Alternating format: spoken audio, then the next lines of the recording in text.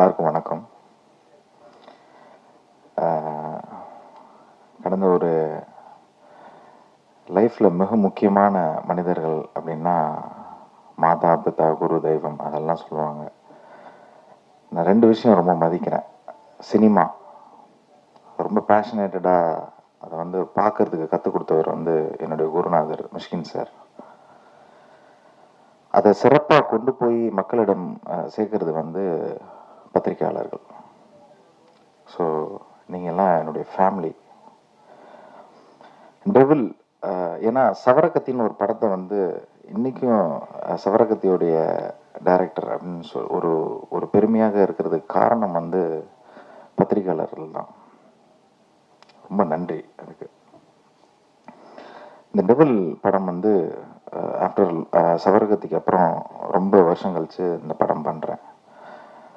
சவரகத்திக்கு அப்புறம் அதுக்கப்புறம் ஃபைனான்ஷியலாக நிறையா எனக்கு மிஷ்கின் அண்ணா எனக்கு எப்பயுமே என்னோட குருநாதர் ஹெல்ப் பண்ணிக்கிட்டே இருப்பார். அவரோட படங்களில் நான் போய் வேலை செய்வேன். அவர் படம் இல்லைன்னா வேறு யாருக்கிட்ட போய் வேலை செய்வேன். ஸோ வேலை செஞ்சிட்ருக்கணும், சினிமாவில் இருந்துக்கிட்டே இருக்கணும். அதுதான் என்னுடைய இது. வேறு தொழில் எனக்கு தெரியாது, எனக்கு பிடிக்கவும் இல்லை வேறு தொழிலில் போகிறதுக்கு. ரொம்ப வருடங்களுக்கு அப்புறம் இந்த டெவில் படத்தை நான் ஆரம்பித்தேன். இந்த குவாரண்டைன் டைமில் கிட்டத்தட்ட 2 வருஷம் ஒரு வீட்டுக்குள்ளேயே எல்லாரையும் அந்த நோய் பூட்டி வச்சிருச்சு. கிட்டத்தட்ட ஒரு சிறைவாசம் மாதிரி தான் எல்லாருமே இருந்தோம். ஸோ அப்போ நிறைய புத்தகங்கள் படிக்கிறதுக்கு எனக்கு இருந்தது. ஸோ அப்போ எனக்கு ஒரு அடுத்த படம் என்ன பண்ணலான்ற ஒரு மர்டர் மிஸ்ட்ரி பண்ணலாம், ஒரு ரூம் மர்டர் மிஸ்ட்ரி பண்ணலாம் அப்படின்ற எனக்கு ஒரு இது. அது வேற ஒரு புக்கு எனக்கு பனுரமா அப்படின்ற ஒரு புக்கு அது எனக்கு ஒரு ஊக்கம் கொடுத்தது. எனக்கு அந்த புக்கு மிஷ்கின் சார் தான் எனக்கு வாங்கி தந்தார் லேண்ட்மார்க்கில். ஸோ அந்த புக்கு படித்தோன்னா எனக்கு ஒரு வீட்டுக்குள்ளே ஒரு மர்டர் நடக்குது, அதை எப்படி சால்வ் பண்ணலாம் அப்படின்னா அது ஒரு ஃபிக்ஷன். அது ரொம்ப அருமையாக இருக்கும். அது ஒரு சீட் எஜ்ஜில் எப்பயுமே, ஏன்னா த்ரில்லர் எப்பயுமே எல்லாருக்கும் ரொம்ப பிடிக்கும், அது அட்ராக்ட் பண்ணும். ஸோ அப்போ டெவில் நம்ம இந்த படம் அந்த படம் கொஞ்சம் ஒரு அந்நியமாக இருந்தது. சரி ஓகே வேறு என்ன நம்ம பண்ணலாம் அப்படின்னு சொல்லிட்டு என்னுடைய தேடுதல் அப்படியே இது பண்ணிக்கிட்டு இருக்கும்போது யதார்த்தமாக தேவி பாரதியோடைய கதையை நான் ஒளிக்கு பிறகு இருளுக்கப்பல்னு ஒரு கதையை படித்தேன். அவர் இப்போ 2024 சாகித்ய அகாடமி அவர் விருது வழங்குறாங்க. அவர் மிகப்பெரிய ஒரு ரைட்டர். அந்த புக்கெல்லாம் பிடிச்சிக்கிட்டே இருக்கும்போது அப்போ அவர் என்ன சொல்ல வராரு, இந்த சமூகத்துக்கு என்ன சொல்ல வர்றாரு. ஏன்னா ஒரு ஒரு ஒரு ஒரு ஆர்டிஸ்ட், எனி கலைஞர்கள் என்ன சொல்லுவாங்கன்னா சமூகத்தை மேம்படுத்திக்கிட்டே இருப்பாங்க, சிந்திக்க வச்சிருவாங்க சமூகத்தை. ஸோ அப்போ தேவபாரதியோட புக்கு என்னை கொஞ்சம் ஆழமாக சிந்திக்க வச்சுது. ஏன்னா ஆழமாக சிந்திக்க வச்சதுக்கு ரீசன் என்னென்னா குவாரண்டைன் டைமு, எங்கேயுமே போக முடியாது, அடுத்த வேலைகள் என்னென்ன சிந்திக்க தெரியாது, நீ வீட்டில் தான் கிடக்கணும். பாட்டில் இருந்தால் பாட்டில் அடிக்கலாம், சாரி இல்லைன்னா புத்தகம் படிக்கலாம். ஸோ இதை தான் பண்ண முடியும். அப்போ எனக்கு அதில் ஒரு கதை ரொம்ப அருமையாக கிடச்சி, இது ஏன் பண்ணக்கூடாது அப்படின்னு. அப்புறம் கிட்டத்தட்ட அது ஒரு வருஷம் அப்படியே மனசுக்குள்ள அப்படியே ஓட்டிக்கிட்டே இருக்கும்போது அப்போ திடீர்னு ஒரு நாள் ஞானசேகர் ஒரு நாள் ஃபோன் பண்ணி, என்ன சார் ஏதாவது படம் பண்ணலாமா, கதை வச்சிருக்கீங்களா அப்படின்னு கேட்கும்போது, இல்லைங்க ஒரு கதை வச்சிருக்கேன், பேர் என்ன அப்படின்னு. டெவில். அட்டகாசம் சார், ஹிட்டு சார் படம் அப்படின்னாரு. சரி ஓகே அப்படின்னு சொல்லிட்டு அப்புறம் ஏதோ ஒரு இது பண்ணும்போது அதுக்கப்புறம் ஒரு போஸ்டர் ரெடி பண்ணி அவர்கிட்ட காமிச்சேன்.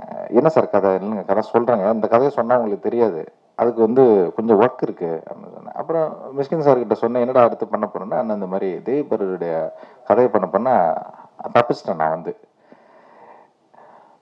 ஸோ அவர் புத்தகம் ரொம்ப பிடிக்கும் அவருக்கு. ஸோ என்ன லைன்னு சொன்னால் லைனை இது பண்ணார். ஸோ அப்படிதான் இந்த டெவில் உருவாச்சு. அதுக்கப்புறம் அதோடைய கருவை மட்டும் எடுத்துட்டு கொஞ்சம் ஸ்க்ரீன் பிளே வடிவத்தில் நாங்கள் கொஞ்சம் எனக்கு ஹெல்ப்பாக இருந்தவர் மணி சார், எம்கே மணி மிஷ்கின் சார் தான் சொல்லிவிட்டார், கொஞ்சம் போய் ஹெல்ப் பண்ணுங்க அப்படின்னு சொல்லிட்டு. ஸோ அவர் கொஞ்சம் நிறைய ஒர்க்லாம் நாங்கள் பண்ணோம். என்னுடைய அசிஸ்டன்ட்ஸு கிருஷ்ணா, பாலா அவங்கெல்லாம் கூட இருந்தாங்க. ஸோ இந்த கதை இப்படியே பண்ணிக்கிட்டு இருக்கும்போது அதோடைய இன்னும் போக போக இன்னும் ரொம்ப நல்ல நல்ல கதையாக மாறுறதுக்கு நல்ல டைம் இருந்தது அதுக்கு. ஸோ மிக முக்கியமான ஒரு விஷயம் என்னன்னா, நான் வந்து மிஷ்கின் சார்கிட்ட இருந்து இவ்வளோ நாள் வந்து கற்றுக்கிட்ட ஒரு இது என்னன்னா, ஒரு சினிமா என்ன ஒரு மனிதனை பண்ணுது. இந்த கேளடி கண்மணியில் வந்து பார்த்தீங்கன்னா, அந்த அம்மா இறந்து போயிடுவாங்க. அப்பா அந்த குழந்தைய வச்சு வளர்த்துக்கிட்டே இருப்பாரு. அந்த அம்மா எப்பயுமே அம்மாவை கேட்டுக்கிட்டே இருக்கும். அந்த அம்மாவுடைய காத்து வந்து ஒரு தலகாணிக்குள்ள இருக்கும். திடீர்னு ஒரு அம்மா வருவாங்க, ஒரு டீச்சர் உள்ள வந்து அவரோட பழகி என்ன பண்ணுவாங்க, காத்து ரொம்ப கம்மியா இருக்கு அப்படின்னு சொல்லிட்டு அந்த தலகாணியுடைய காத்து பிடுங்கிடுவாங்க. அது தாங்க முடியாது அந்த குழந்தைக்கு. அப்புறம் வந்து பாத்தீங்கன்னா, மிக முக்கியமானது வந்து நந்தலாலா. ஒரு மனப்பிறழ்வு இருக்கிறவன் ஒரு குழந்தைய கூட்டிட்டு எங்கேயோ ஊருக்கு தாண்டி போய்கிட்டே இருப்பான். எதுக்கு போறான்னா, இந்த குழந்தை வந்து அவங்க அம்மாவை பார்க்கணுன்ற ஒரு ஆசை.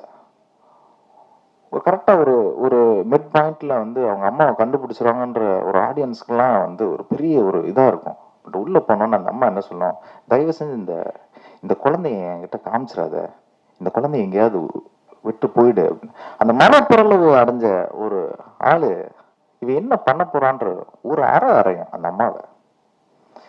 நான் மனப்பிறலாவே இருந்துடுறேன், இந்த மாதிரி ஒரு மக்களை பார்க்கறதுக்கு நான் வந்து செத்தே போகலாம், இல்லைன்னா வந்து அப்படியே நான் ஆஸ்பத்திரிக்கே திரும்பி போயிடலான்ற ஒரு இது.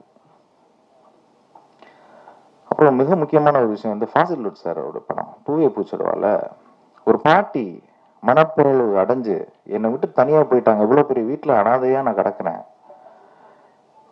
ஆனா அந்த பெல்ல வந்து நான் வந்து எப்பயாவது நான் வச்சுட்டு இருப்பேன். அங்க இருக்கிற சின்ன பசங்கலாம் வந்து பெல்ல அடிச்சு அடிச்சு அந்த பாட்டியை வந்து தொல்லை பண்ணிக்கிட்டே இருக்கும். ஒருத்தன் கேட்பேன், ஏங்க அந்த பெல்ல பிடிங்கி வீட்டில தான் வைக்கலாமே, எதுக்கு? இல்ல இல்ல, அந்த பெல் ஒரு இதுக்காக வச்சிருக்கேன், எப்பயாவது யாராவது என்னுடைய சொந்தக்காரங்க வந்து அடிப்பாங்க, எனக்கு தெரிஞ்சவங்க வந்து அடிப்பாங்கன்ற ஒரு நம்பிக்கை அந்த பாட்டிக்கு இருக்கும். ஒரு நாள் வந்து அவங்க பேத்தி வந்து அடிச்சிருவான். வாழ்க்கையில் இருக்கிற எல்லா சுகமும் அந்த பாட்டிக்கு கிடைக்கும். ஆனா போகும்போது அந்த பாட்டியோட வந்து இருக்கிற அந்த பெண்ணு ஒரு நாளைக்கு ஆஸ்பத்திரிக்கு போயிடுவா, அவ இறக்கப்படுவான்ற ஒரு இது பாட்டிக்கு தெரிஞ்சிடும். ஆடியன்ஸுக்கு தெரிஞ்சு ரொம்ப அப்படியே ததும்புவாங்க அந்த இடத்துல. ஆஸ்பத்திரிக்கும் தூக்கிட்டு போயிடுவாங்க அந்த பெண்ணை, மயக்கம் பாலில் மயக்கம் கொடுத்து அந்த அந்த பாப்பாவை கூப்பிட்டு போயிடுவாங்க. அந்த பாட்டி வந்து அந்த படம் முடியும் போது அந்த பெல்லை எடுத்து மறுபடியும் மாட்டுவாங்க, அந்த படம் முடியும். ஸோ ஒரு ஒரு ஒரு இயக்குனராக சரி, ஒரு ஒரு கதையாசிரியராக இருந்தாலும் சரி, ஒரு கவிதை இது என்ன சொல்றாங்க அப்படின்னா, ஒரு ஊக்கம். கண்டிப்பா அந்த படம் நீ வந்து அந்த படத்தை பார்த்து முடிச்ச உடனே உனக்கு வந்து ஒரு கிளாரிட்டி வரணும். அது ஒரு புத்தகமா இருந்தாலும் சரி, ஒரு மியூசிக்கா இருந்தாலும் சரி, ஒரு ஒரு ஒரு மிக முக்கியமான ஒன்றை எலவேட் பண்ணிடும். அது அது வந்து ரொம்ப முக்கியம் நான் நினைக்கிறேன். இதுதான் நான் வந்து மிஷ்கின் சார் கிட்ட இருந்து நான் கத்துக்கினது. அதாவது எங்க அண்ணா கிட்ட நான் எதுவுமே கத்துனது இல்லை. பட் ஆனா என்னுடைய குருநாதர் கிட்ட வந்து நான் நிறைய இந்த விஷயங்கள் நான் கருத்துக்கினேன். இந்த டெவில் படம் வந்து கண்டிப்பா இந்த மாதிரி ஒரு உங்களை வந்து அந்த படம் முடிஞ்ச உடனே ஒரு எலவேட் பண்ணுன்றது எனக்கு ஒரு நம்பிக்கை இருக்கு. அந்த நம்பிக்கையுள்ள தான் சார் வந்து மியூசிக் போட்டிருக்காரு. ரொம்ப அருமையா எனக்கு இளையராஜா சாரோட ஒர்க் பண்ணணும்னு ரொம்ப ஆசை எனக்கு. அது என்னால் அது பண்ண முடியல. அந்த அந்த இதை தீர்த்தவர் வந்து மிஷ்கின் சார் தான். அப்புறம் மிக முக்கியமானது வந்து என்னுடைய producers Radhakrishnan sir, Hari sir. ஏன்னா இந்த மாதிரி படங்கள் நல்ல படங்கள் அதெல்லாம் இது பண்ணுறதுக்கு ஒரு நல்ல ஒரு ப்ரொடியூசர்ஸ் தேவை. அது என்ன புரிஞ்சுக்கிட்ட ஹரி சாருக்கு ரொம்ப நன்றி. மிக முக்கியமானவர் வந்து நம்ம என்னுடைய நண்பர் ஞானசேகர். அப்புறம் இது இந்த படம் வந்து நடக்கிறதுக்கு மிக முக்கியமான ஒரு பர்சன் வந்து என்னன்னா நம்ம ஸ்ரீகாந்த் அண்ணா. ரொம்ப நன்றி நன்றி அண்ணா. அப்புறம் என்னுடைய கேமராமேன் பற்றி சொல்லணும், ரொம்ப ரொம்ப அருமையாக பண்ணியிருக்காரு. நீங்கள் படம் பாருங்க, அவருடைய ஒர்க் நல்லா தெரியும். பூர்ணாவுக்கு வந்து ரொம்ப நன்றி சொல்கிறேன். ஏன்னா பூர்ணா வந்து கிட்டத்தட்ட எல்லா படங்கள்லையும் பூர்ணா இருக்கிறாங்க. ஏன்னா இந்த படம் வந்து எனக்கு எப்படி வரணும் அப்படின்னா, ஒரு மௌனராகம் அந்த மாதிரி ஒரு ஒரு டச்சில் எனக்கு அந்த ஒரு அந்த அந்த ஒரு ஃபீல்டில் இருக்கணும்னு எனக்கு ரொம்ப ஆசை. அந்த அதில் ரேவதி ஒரு ஒரு இது இருப்பாங்க, அந்த அந்த ஃபீல்டில் எனக்கு நடிக்கணும் அப்படின்ற ஒரு இது. அதனால தான் அதை எனக்கு எழுதும் போதே பூர்ணா வந்துட்டாங்க. எனக்கு ஒரு ஸ்கார்சி வந்து எப்படி தேர்ந்தெடுப்பார், ராபர்ட் டெனிரோவும் ஜோ பெஸும் எப்பயுமே நடிப்பாங்க அவங்க படத்தில். அது என்னவா இருந்தால் ஒரு சின்ன சீனாக இருந்தாலும் நடிப்பாங்க. ஸோ அந்த மாதிரி ஒரு நடிப்பு பேய் அவங்க. அதுக்கப்புறம் வித்தார்த் சாரை பற்றி நான் பேசணும். வித்தார்த் சார் வந்து இந்த கதையை வந்து நான் எடுத்துகிட்டு போகிறேன் சார். நான் கதை எழுதும் போதும் ஒரு வக்கீல் கேரக்டர் அது. அந்த அந்த வக்கீலில் வந்து ஏன் நான் வக்கீல் டேரக்டர் கூட கேட்டேன், ஏன் நான் வக்கீல் அப்படின்னாரு. ஸோ அந்த கதை எழுதி முடிச்சோன்னு எனக்கு வந்துச்சுன்னா, அந்த வக்கீலை பற்றியான ஒரு கதை, லாயர் பற்றியான ஒரு கதை, அவன் ஒரு அப்பர் கிளாஸான ஒரு ஒரு பர்சன். அவன் பென்ஸு எப்பயுமே வந்து நல்ல ட்ரெஸ் பண்ணுவான், நல்ல சென்ட் பெர்ஃப்யூம் போடுவான், எல்லாம் இது பண்ணுவான். பட் ஆனால் அவன் வந்து அவனோட மனசில் வந்து அந்த அவன் நீதியை வந்து வச்சிருக்கான். ஆனால் அப்படின்னா அந்த நீதி வந்து அங்கே தவறப்படுகிறது. அதனால பெரிய பிரச்சனைகள் அவனுக்கு வந்து அவனுடைய வாழ்க்கையில் வருது. ஸோ இதுதான் படம். ஸோ அவருக்கு ரொம்ப தேங்க்ஸ் பண்ணிக்கிறேன், வித்தார்த் சாருக்கு. ரொம்ப நல்லா பண்ணியிருக்காரு. அவர் என்னன்னா, நான் நல்லா நடிச்சேன்னு சொல்றாரு, அது இல்லை, அவர் தியேட்டர் ஆர்டிஸ்ட். அவருக்கு தெரியும். அது வந்து ரொம்ப ஹம்பிளா அதை வந்து சொல்றாரு. அப்புறம் நான் அருணை சொல்லணும். அருணும் வந்து நல்ல சூப்பராக ஒர்க் பண்ணிட்டார் இந்த படத்தில். ரொம்ப தேங்க்ஸ். ரொம்ப ஒரு சாமிங்கான ஒரு பர்சன், நல்ல எனர்ஜெட்டிக்கான ஒரு பர்சன்னு. ஸோ படம் நல்லா வந்திருக்கு. என்னுடைய ஆர்ட் டைரக்டருக்கு, அப்புறம் என்னுடைய எடிட்டருக்கு நான் வந்து ரொம்ப நன்றி சொல்லிக்கிறேன். மறுபடியும் இந்த படத்துக்கு உதவியாக இருந்த ராதாகிருஷ்ணன் சார், அப்புறம் ஹரி சாருக்கு என்னுடைய நன்றி. இன்னைக்கு வரைக்கும் பயங்கரமாக சப்போர்ட் பண்ணுறாங்க 2 பேரும். ஸோ அந்த படம் நல்லா பண்ணியிருக்கேன், நல்லா வரும். Thank you so much. தேங்க்யூ.